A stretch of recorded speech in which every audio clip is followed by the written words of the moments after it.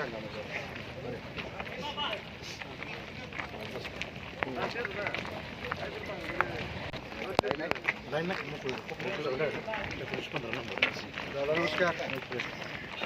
अप्पा. नमस्कार अप्पाच दर्शन आम्ही दुसरीकडे जाईन.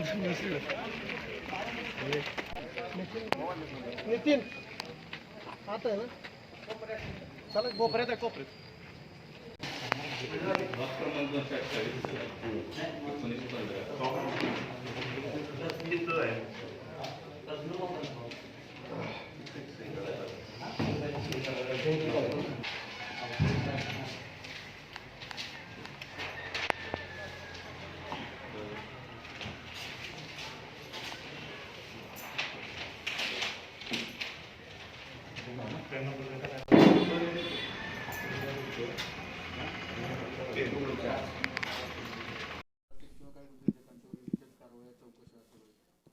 नाही, आता ह्याच्या बाबतीत मी बोलणं योग्य नाही, कारण कुठल्या पार्श्वभूमीवर या ईडीच्या कारवाई चालू आहेत.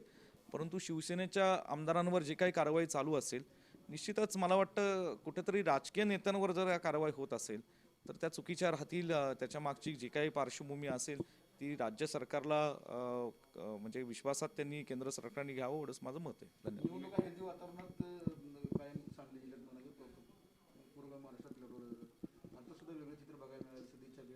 नाही, निश्चितपणे. आणि मुद्दा असा आहे की आज मतदान आहे. महाराष्ट्राची राजकीय संस्कृती अत्यंत चांगली राहिलेली आहे आणि ती कायम चांगलीच राहील. विरोधक कुणीही असो, उमेदवार कुणीही असो, शेवटी जय पराजय हा नशिबाचा भाग असतो. त्यात उमेदवारांनी केलेले कष्ट, पक्षाने घेतलेले कष्ट असतात, कार्यकर्त्यांनी घेतलेले कष्ट असतात. आणि म्हणून मला वाटतं येणाऱ्या 3 तारखेला कुणाचाही जय पराजय झाला तरी सुद्धा एक महाराष्ट्रामधली लोकशाही टिकवण्याचं काम हे सत्ताधारी पक्ष आणि विरोधी पक्ष चांगल्या भावनेने करतील, ह्याचा मला विश्वास आहे. आता मला वाटतं कला का सांस्कृतिक क्षेत्रातनं शिवसेना पक्षातून उर्मिलाजी मातोंडकरांची नेमणूक कदाचित विधान परिषद केली जाते असं मला कानावर आहे. मला निश्चित माहीत नाही आणि त्यांचा प्रवेश आहे. निश्चितपणे एक वेगवेगळ्या क्षेत्रातली लोक जेव्हा राजकीय पक्षांमध्ये प्रवेश करतात तर त्या क्षेत्रातल्या लोकांच्या भावनाही त्या पक्षाकडे ते मांडण्याची भूमिका पार पडत असतात.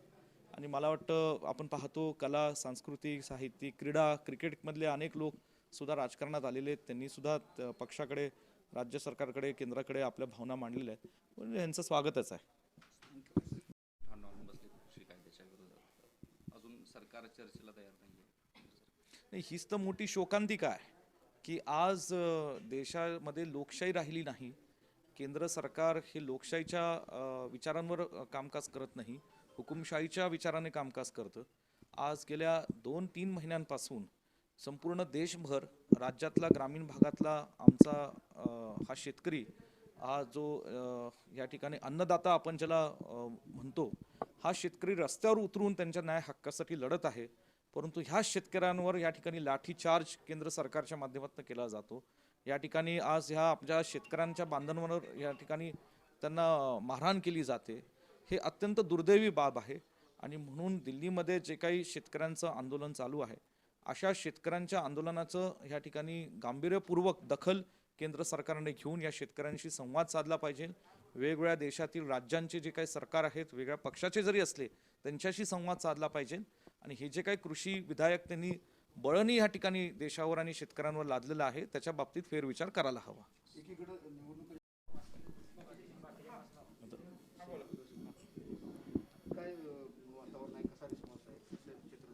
संपूर्ण महाराष्ट्रात जी शिक्षक व पदवीधर विधान परिषदेच्या निवडणुका होत आहेत, त्या निवडणुकीच्या आज एक अत्यंत महत्त्वाच्या दिवशी म्हणजे मतदानाच्या दिवशी आज वातावरण एक अत्यंत चांगलं आहे.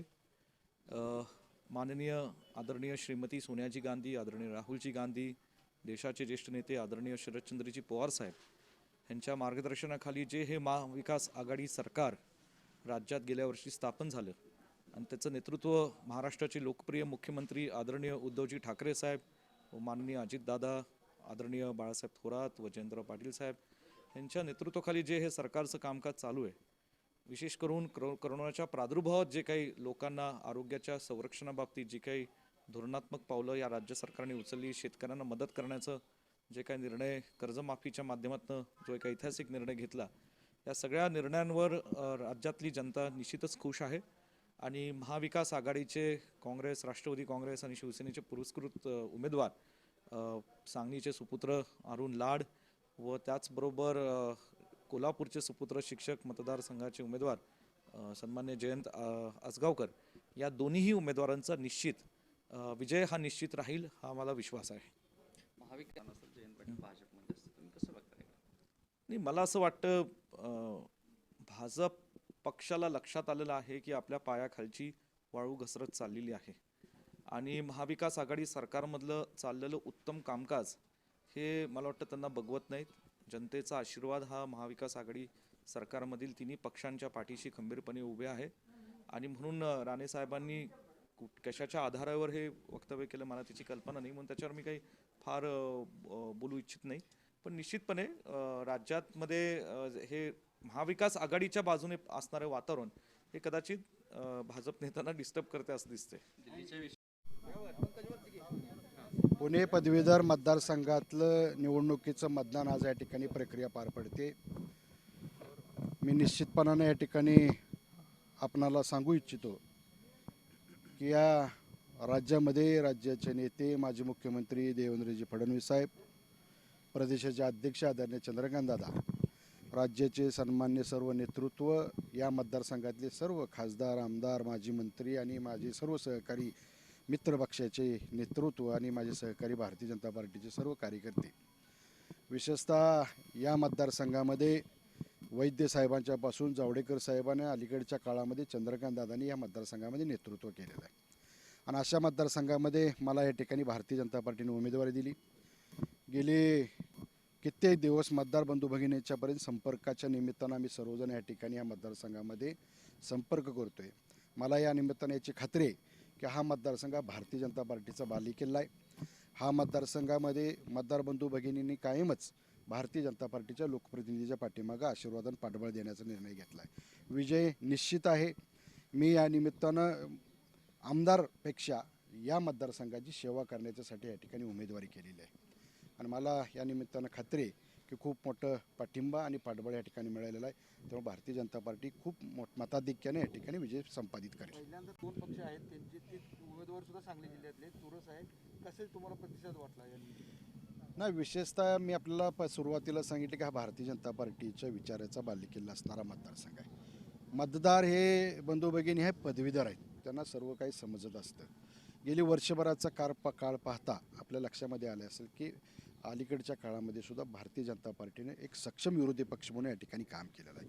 त्यामुळे या माध्यमातून सर्व मतदार बंधू भगिनींना याची खात्री आहे आणि त्यांना हा तो विश्वास आहे की मी उमेदवार या नात्याने या ठिकाणी खूप चांगलं काम करू शकतो. त्यामुळे चुरस असणं निवडणुकीच्या निमित्तानं स्वाभाविक आहे. पण मला या निवडणुकीच्या निमित्तानं कुठलीही चुरस वाटत नाही. खूप एकतर्फी निवडणूक होणार आहे.